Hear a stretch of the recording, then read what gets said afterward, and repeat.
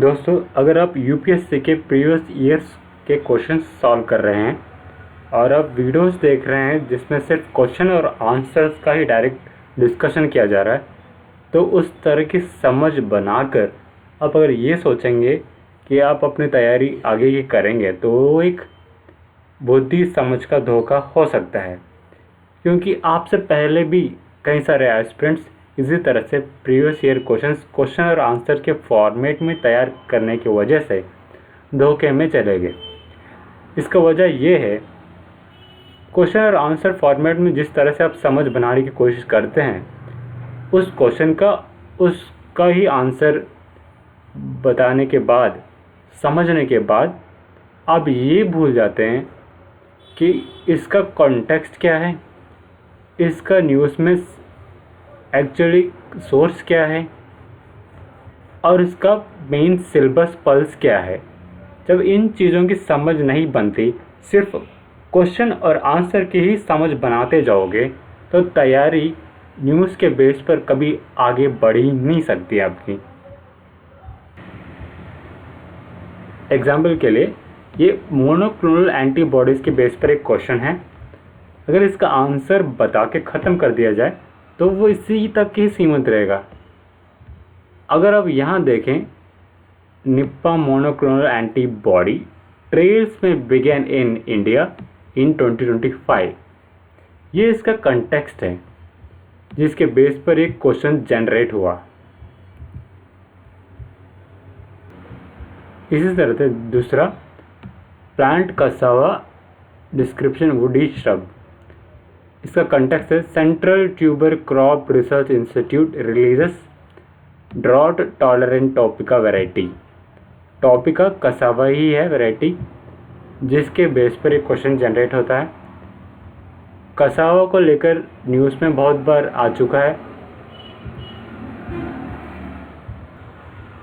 तीसरा, इस क्वेश्चन में एक ऑप्शन है, India stock market has grown rapidly in the recent past even overtaking Hong Kong's at some point of time. Context है, India overtakes Hong Kong to become fourth largest stock market.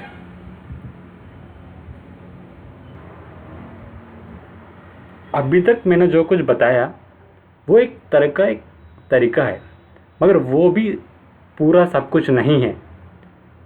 उसमें perception भी बनता है, मगर perception भी preparation में एक तरह का डेंजर है। और इसी वजह से स्टूडेंट्स मल्टीपल स्ट्रैटेजीज अपनाते हैं, कई सारे स्ट्रैटेजीज अपना के देखते हैं कि कौन सा सही जा रहा है, कौन सा गलत जा रहा है। उसकी वजह से पूरा साल का वक्त बर्बाद होता जाता है और हर दिन का सिलेबस बेस्ड प्रिपरेशन मिस कर जाएंगे। यही समझने के लिए सिलेबस का पल्स क्या है, PYQs क्या है, नोट्स कैसे बनाने हैं, सिलेबस को समझना कैसे है, ये पूरा एक लूप है। इस लूप से बच के भी आप प्रिपरेशन कर सकते हैं। वो है कॉन्सेप्ट ऑफ न्यूज़ फाउंडेशन।